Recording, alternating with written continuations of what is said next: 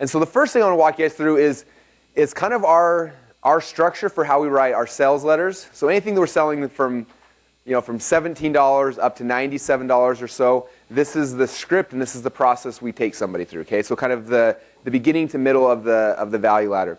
Now, the first time I first learned this concept, probably 8 or 9 years ago, I had a chance to interview a guy named Vincent James. Anyone heard that interview here? David Eisner actually has the interview in his backpack. He showed me yesterday. We sold on these little MP3 players, free plus shipping, and he still has the MP3 player. So Vince was amazing. He's a 28-year-old kid. He's older now, but at the time he was 28 years old. And one day he was trying to figure out how to make some money. He was in his mom's basement. He had a big pen, a pad of paper. He wrote a 4-page sales letter with his pen, put it in the envelope, mailed it out, tripled over on the front end, and 18 months later had made $100 million selling a product. And just, anyway, so I had a chance to interview this guy for 6 hours. He told me everything. It was like one of the coolest things. And if you listen to the interview, like, it was like my first interview ever. I'm scared to death. I'm like a little tiny kid, like asking this dude that made $100 million all these questions. And he was gracious enough to let me talk to him for 6 hours, going through everything. And it was really, really cool just to kind of hear and see what he did and everything. But one of the big ahas I had from him was when he was talking about how he writes his sales letters. And he said that every single sales letter I write follows three distinct parts. He said, I focus on a star, a story, and a solution. Okay, star, story, solution. So you'll see as I go through this, I'm going to break it down into those three things. But the first screen here, the first picture is star, next is story and solution. Okay, so the star in this sales video or sales letter, or whatever you want to call it, is obviously the attractive character, right?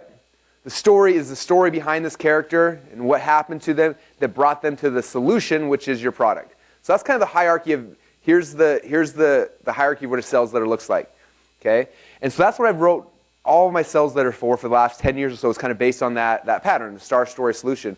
And I never had more guidance really than that. And I just kind of sit down, and it took me years to get better and better and better at it. And eventually, I just kind of had this process that we do whenever we write copy. And because of this event and because of the book and because of everything, I've tried to break down and see what I do and why I do it and what other people do and why they do it and try to figure it out. And based on 3 or 4 days of just dissecting as much copy and as much successful ads as possible, I was able to break it down into these steps. And so I'm really excited to kind of go through it, because this is the process that most of our sales letters and sales videos follow almost to a T. Now sometimes there's deviations, sometimes we change things or move things, we don't have everything, but as a whole this is the pretty close pattern. And so I would recommend this for any of you guys trying to write a sales letter. Use this as your initial control. And if you want to tweak things or change things a little bit, you can, but the process works. Okay? All right, so I'm going to kind of go through this. So again, the first is the star. Now, the very first thing, again, we talked about this a lot throughout this week so far, is that people are in their patterns, right? They're doing their thing over and over and over again, and we've got to figure out how to interrupt their pattern. Okay? That's the first key. And so any good video's got some kind of pattern interrupt at the very beginning to get them to kind of like, oh, what is this?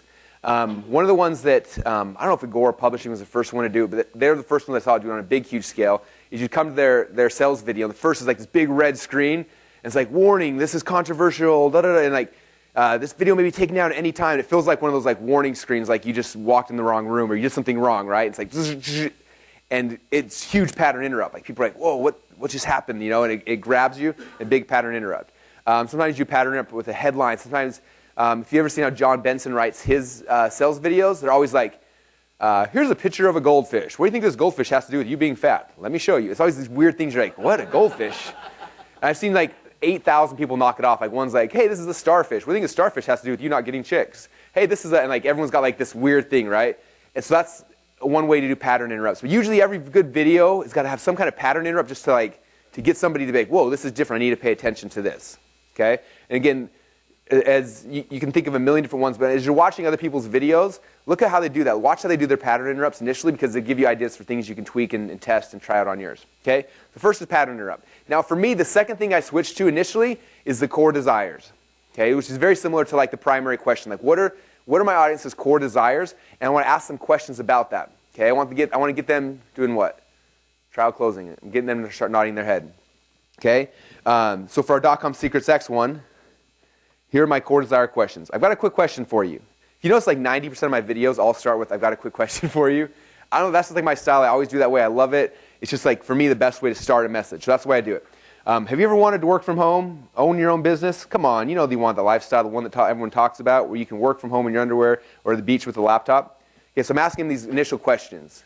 Okay, if I was in weight loss space, it'd be something like, let me ask you a question. Have you ever looked at that really good-looking girl walk down the street, and you're wondering why in the world she's got a six-pack and you're overweight, or whatever it is, right? Or for the guy, like, have you ever, like, the Truth About Abs, his kind of initial thing he's talking about. When I was growing up, I was like this kid who I used to go to the locker room and see all these people with their six-packs, and I never had one, and I was always jealous. Okay, and he started asking questions like, do you ever feel like that? Do you wish you had a six-pack? Okay, so I'm always looking for those kind of questions initially, because I want them saying, yeah, I wish I had a six-pack. Yeah, I wish I had some more money. Yeah, I wish, whatever that thing that their primary question, their core desire, what is that thing? I want to start asking questions to get them saying, yeah, that's the issue I have. Yeah, that's the problem I have. That's the thing I want to solve. Okay, so that's the second place I'm going is core desire questions. Now, after that, I like to kind of start jabbing at them a little bit, because every internet marketing video out there in any niche is always like promising the world, right? So I want to show that I'm different, and I do that by agitating their past failures. It kind of like showing them, like, you've probably tried this before, right? It didn't work. So if you look at our .com secrets video, again, the example in the book says, so why hasn't this happened for you yet? Come on, admit it. This isn't the first time you've been looking for a proven way to make money, is it? When is it your turn? Okay, this isn't the first time you tried to lose weight, is it? This isn't the first time you tried to stop your pornography addiction, is it? This is not the first time you tried to make money in your network marketing program, is it? No, it's not. Okay, my guess is that most of your customers who come to you, it's not the first time they've tried what they're trying to do. Okay, this is a recurring thing. They've bought things before in the past. And so by calling them out on that, makes them kind of think, it kind of sets you aside, like, wow, maybe this is different. Because he's not just being like, you know, most guys try to like act like their thing is the greatest thing in the world, and yours is, and it can be, but what's powerful and important is that you're identifying, like, you've probably tried other stuff. This isn't the first time you're here. I get that, you get that. Let me show you what we've got to, how we can help you accomplish the thing you're trying to do, right? So I was going to agitate past failures, and now I start switching over to what's the big problem? What's the one thing? Okay, the entire core message of my sales letter. What's the one core thing I'm trying to do? Okay, every sales letter, every sales video, every webinar, everything's got one core thing that you got to focus on. Okay, especially like, and I'll talk about this more in the webinar section, but you have one core thing, and everything else is built around justifying, improving, and making that one thing true. Okay? So for .com Secrets X, our one core thing was list building. So that's what I introduced. Like, I'm going to show you guys a way that you can blah, blah, blah, blah, blah. Like, something about list building. Like, what's your big hook, your big promise, the one big thing that they're going to learn from this video, from your course, from your everything. Okay? So this is kind of where you're first pitching and first plugging your one thing we've been talking about all week. Okay? One big thing. And then after that, so after I made this big promise, this is what you're going to learn, I say, hey, my name is Russell Brunson, and I want to welcome you to my website, whatever it is. This is where you start introducing yourself, okay? And typically, you're introducing yourself as an attractive character. So you'll see on the next slide, we start shifting to backstory. So usually what I'll say is, hey, my name is Russell Brunson, and 3 years ago, I was exactly like you, okay? This is kind of come back to the reluctant hero.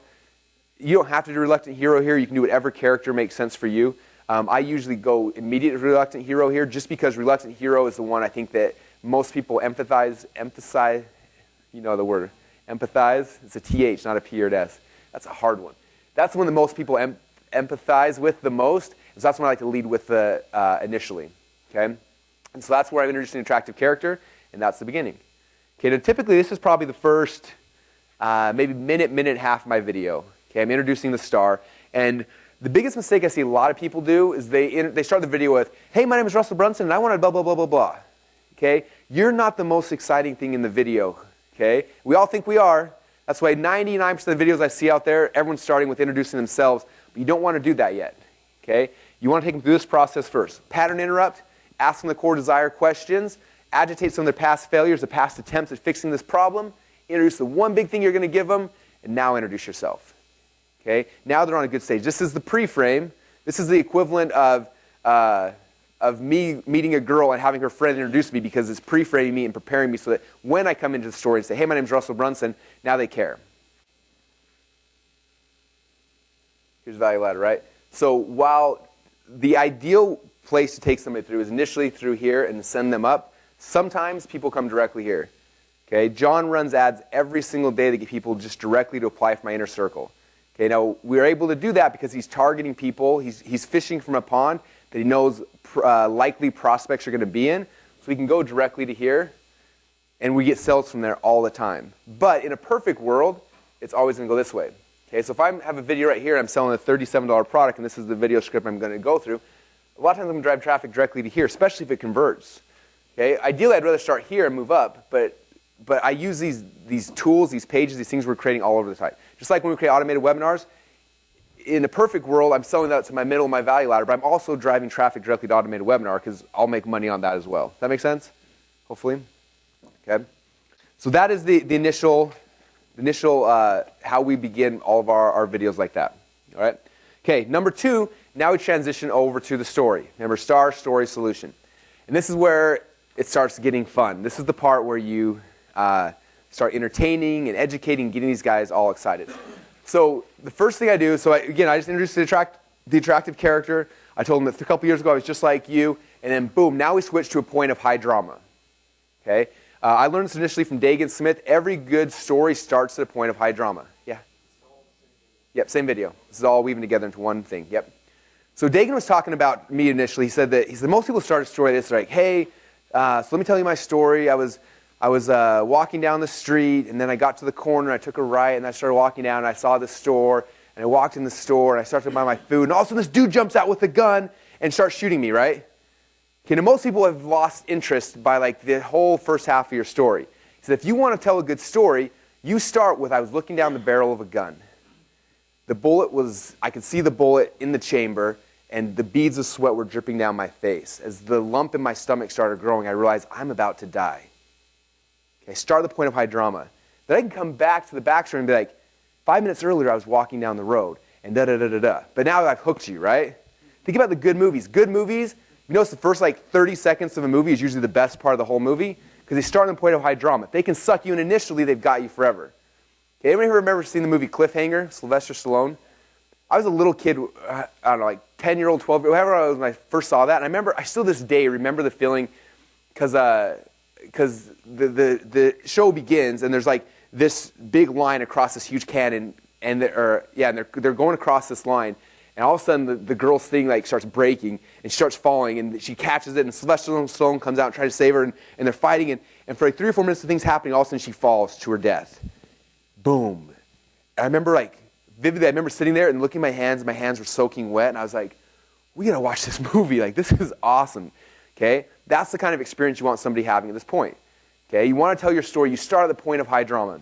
Now the other thing I learned from Dagan when it comes to story selling that's really, really cool is he talked about how most of us, when we tell stories, we haven't been taught how to tell stories the right way. Okay, we'll tell a story and we'll be like, we tell things at a very superficial level. So, for example, I was looking down the barrel of a gun. That's pretty good, but most people will move past that. And Dagan, when he's talking, he's like, if you want to get people to have real emotional impact, you have to get past like the visual thing, right? The visual is the gun is pointing at my face. Okay, that's powerful. But what gets really powerful is when I start getting deeper, I start talking about the lump in my throat that happened and the beads of sweat down my face. And I literally, all like the emotions you're feeling, what's happening inside your body, what your face feels like, what your back, what your legs, like you start sharing that part of it, and suddenly you suck somebody in an emotional level. Okay? And most of us haven't ever done that way, but if you start doing that way, especially during this point of high drama where you can really bring out exactly what you're feeling in an internal state, that's where you really, people start feeling that. We were at an event a little while ago and we shared that concept, and we were doing more of a workshop thing where we let people write that story and share it. And I remember when this girl got up and she started sharing her story, and she was telling her story about the day she found out she had cancer, and she started telling this thing, and it was like the most gripping story she ever told. And she was talking about like the emotion she felt and the tears, the feeling of the tears going down her face, and like on and on. I remember just sitting there like sick to my stomach, and I was like, wow. And she got done telling the story, and everyone in the room was just like, oh, and she had us all, every one of us. And that's what you got to do with this kind of story, guys. You got to figure out how to take that high drama and not just tell it, but to make them feel it. Okay? All right. So it starts with high drama. You bring that. Then you shift back to the backstory. How did you get to that point of high drama? Because this thing, you got a gun to your face. How did you get there? We need to know how we got there. And that's where you shift to the backstory. Let me tell you how I got to that spot, because it's a really interesting story. It started here, And I went through, and here's the chain of events that brought me up to that point. And eventually, that chain of events, this backstory, is going to walk you into a wall. Boom, I hit this wall. Okay? And the wall, this is the same wall that your listeners are probably hitting as well. Okay, so if my product is about list building, I was trying to do all this stuff, couldn't make my line, and all of a sudden I hit this wall where I realized kind of what this thing was, right? Or if it's weight loss, the wall is I was trying all this stuff, I tried this, and boom, I hit this wall where I couldn't progress any farther. Okay? Because I'm guessing that if they're there watching that video right now, you guys, they just hit the wall as well. Okay? The person with the pornography addiction, they see that video, they just hit the wall. That's where they're coming to me at. So I've got to meet them at the wall because their goal is to break through that wall. And if I can show them how I broke through the wall, they're going to have a little bit of hope. Okay?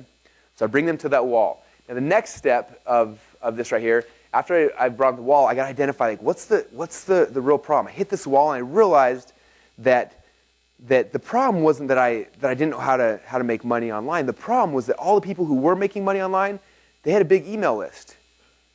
Like everyone, I look at all the gurus, they all had email lists. And I was doing everything else they were saying, but the one thing that they were doing, I wasn't doing. Okay, that's for the list building one.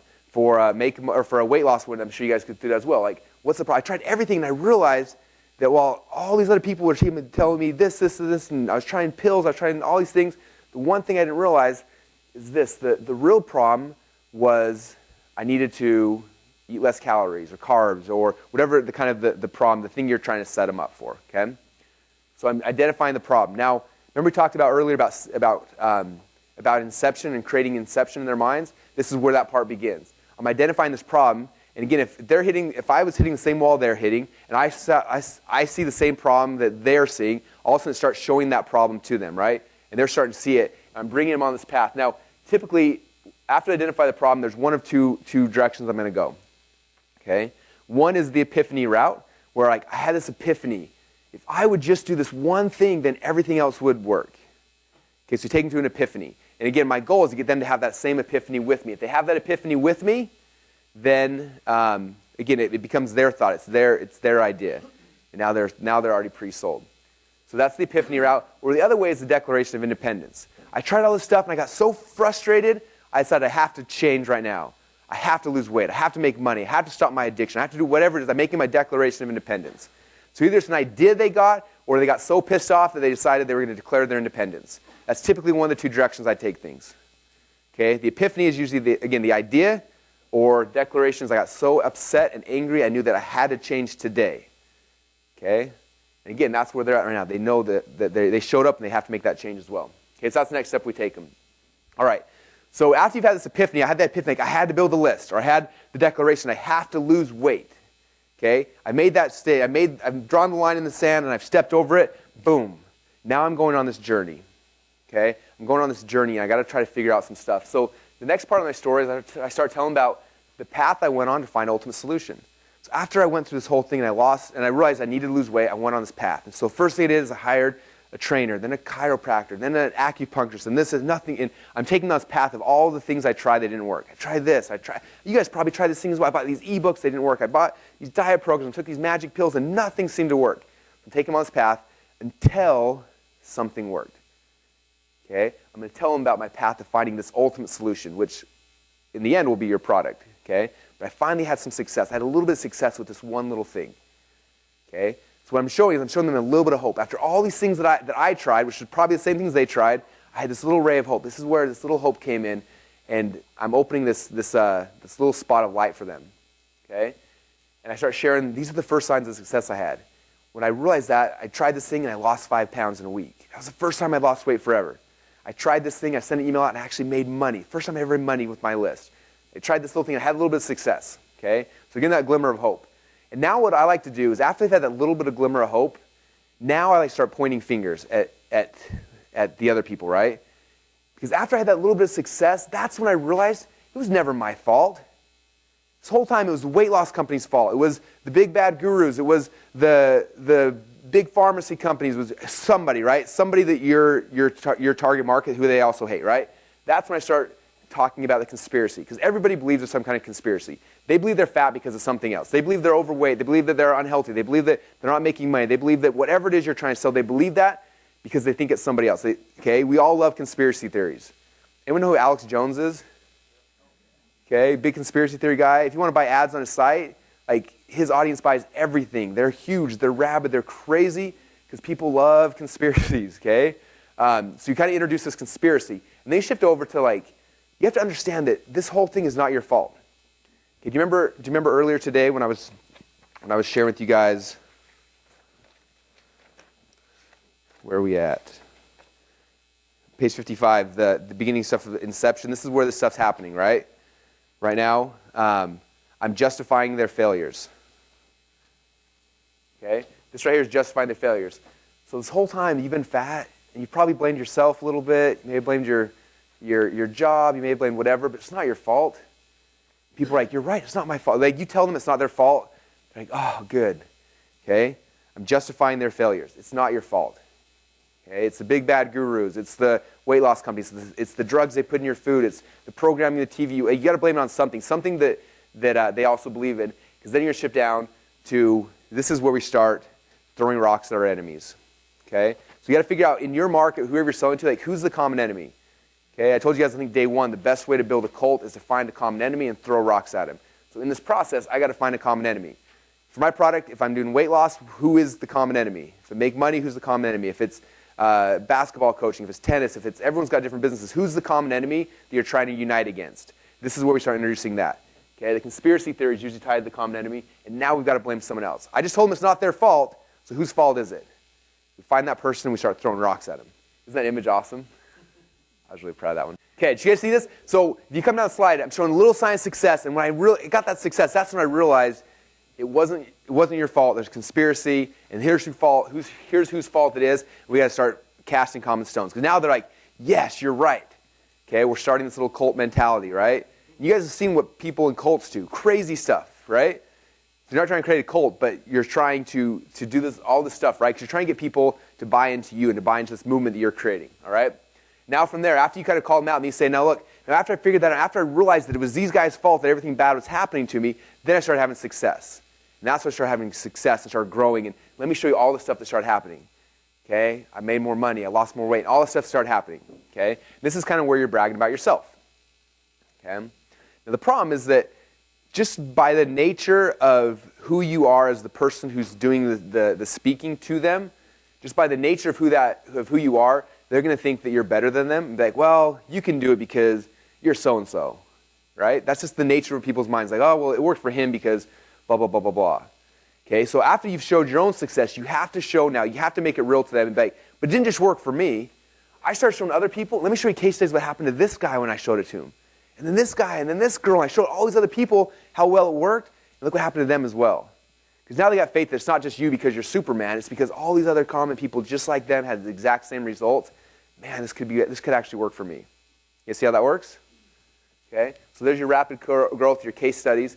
And the next thing I'd like to drop in here is the hidden benefits. And this is another one I learned from Dagan that I think is really, really cool, where I come back and it's like, not only did these people lose a bunch of weight, the other thing that I didn't even realize was going to happen, the other hidden benefits is that now they had more energy. I had more energy to play with my kids. I had more time. I was able to date better looking people. I was able to make more, like all these other hidden benefits that came because they made this change. And all of a sudden, like, wow, there's all this other cool stuff that's going to happen to me. Like, my goal is to lose weight, but I'm also going to get girls. I'm going to get money. I'm going to get all these other things, all these hidden benefits I didn't even know about. Okay? So you add those hidden benefits, and all of a sudden, like, wow, this is even better than I thought. Okay? And that is the story portion of the sales letter. You guys liking this so far? I love this stuff. Okay. Then we transition over to the solution. Okay? So the solution now is your product, your service, whatever it is you're going to sell. So now we come back and we just, what did we just left off on? We just left off on hidden benefits. So now we come back. So because of all this stuff, we decided to develop, or I decided to create, or I invented, or whatever, this. And this is the first formal introduction. That's why I created blah, sassy grass drink. This is why I created boom, or whatever the thing is, right? This is the formal introduction to the product I'm trying to sell them. Okay, this is where the solution begins. All right?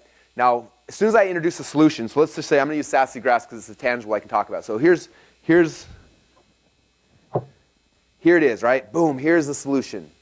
Okay, there it is. Now I want to talk about the pain and the cost involved in that order for me to do it. Because I don't want them to be like, oh, cool, I can go find green drink anywhere.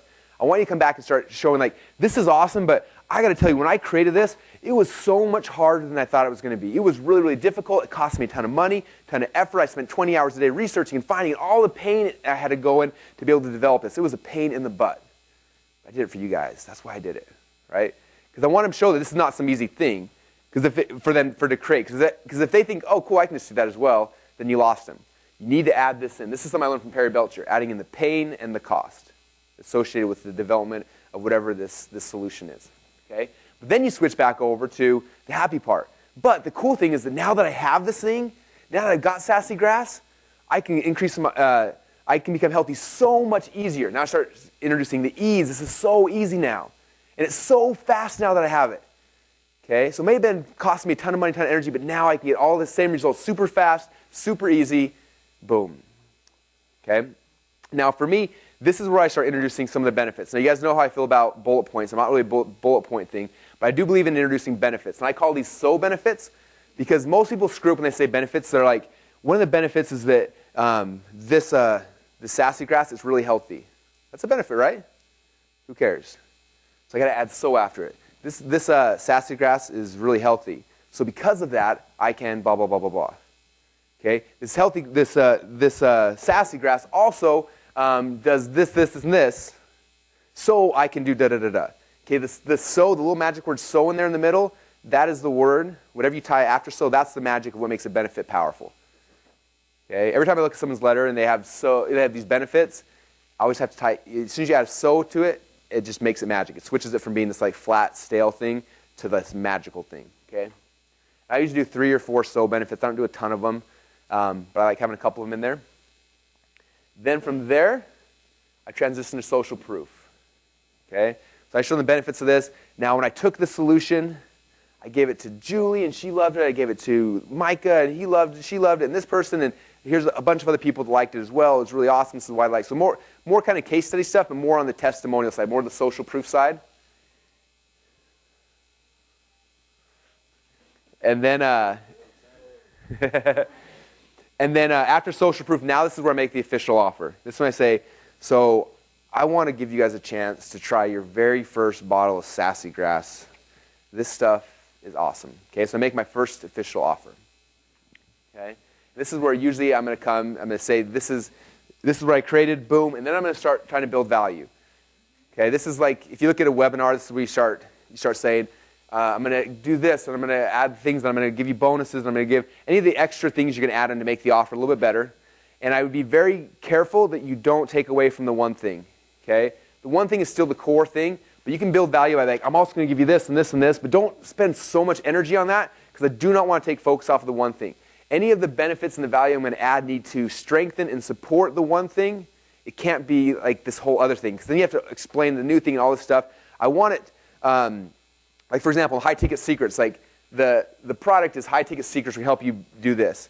Okay, then my adding value is, and I'm going to give you guys all of our sales scripts. And I'm going to give you the video training where Robbie trains the guys. And I'm going to give you the ads we run to find new salespeople. And I'm giving some quick things that strengthen the initial sell. But I'm not saying, and I'm going to show you guys how to drive traffic. Okay, because it's like, wait, what? How, it's completely different. I just want my value add to strengthen the one thing that this whole message is tied around. Does that make sense? Okay, so adding value. Then I introduce the fake price. If you add up all this stuff, it's going to be $10 million. Now I know you guys are going to be like, I feel like a used car salesman, Russell. I don't want to do that. And I get that, but if you want to make money, you have to be okay doing that. Okay? You normally say, so right now the product is this, plus I have to give you all these bonuses, the total value that's going to be, and boom, I got to give them a high price. And the reason why is I have to anchor that price in their head. I have to show them that this is actually worth this much. Because they're not going to pay me $37 if they think it's worth $37. But if they think it's worth $1,000 and I sell for $37, they're going to buy it all day long. Okay, so I have to anchor that price, a bigger price in their mind. And as cheesy as it sounds, I remember the second time I spoke from stage, I was embarrassed about doing this, and so I didn't, and my pitch was even like, I'm not going to do that cheesy thing when people do and jack the price up and bring it down. My price is $1,000. And I tried to sell, and I got 0 sales. Humiliating. I literally walked off the side, snuck out the door, and ran up to my hotel room and stayed the rest of the event because I was so embarrassed. Okay? I would rather do a little cheesy stuff and make money than not make sales and feel embarrassed. Okay? So it's okay to do that. Is that all right? Okay. Introduce the fake price. Now, after you introduce the fake price, then we come back to the if-all statements. And we're going to talk about this in the webinar section as well. But the if-all statements are really, really powerful because I just gave them this price, this high-ticket price. Now I need to justify that price. So what I do, because most people, they share the high price and like, oh, but don't worry, I'm not going to sell for that. They get nervous, right? I can't get nervous. I have to stand my ground and say, okay, here's the price. Now, obviously, I'm not going to charge you guys that. But before we move on, I want to ask you a question. If all this product did was help you to blank, typically, first one is something that helps you move towards pleasure. All this thing did is help you to finally live in the house of your dreams. Would it be worth it? People would be like, yeah, that would be worth it. Cool. Now, if all this thing did was give you the ability to finally fire your boss away from pain, I'm not sure if they're a pleasure or pain person, so I want to touch both of them. If all this help you to fire your boss, would it be worth it? Yeah, it would be worth $1,000. If I could fire my boss for $1,000, that'd be awesome. Boom, I got him. Okay? Now that price I gave them, that price is worth it to them. Okay, so the if-alls are right after I do the price hike. And from there I say, okay, now I'm going to come back, and that's not actually the price, as you know. I'm not going to give it to you for $1,000. I'm not going to give it to $500, not even $100, because I care about you guys. I'm going to give it to you for just $37. It's going to be awesome. Okay, I reveal the price.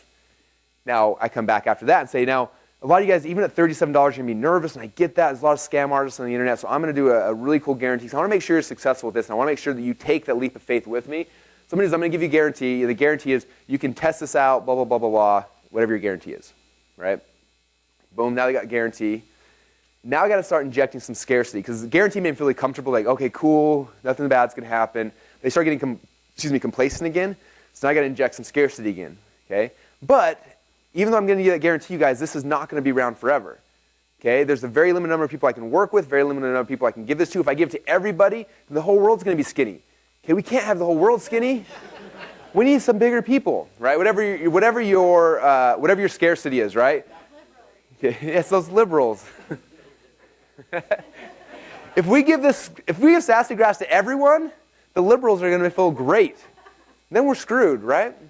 Okay, so you got to inject. So because of that, we're only giving it to the first X amount of people, or when they're gone, they're gone. I can order 1,000 of these at a time. It takes me 6 weeks to get new stuff in stock, so I have some in stock now. When they're gone, whatever it is, right? We inject our scarcity.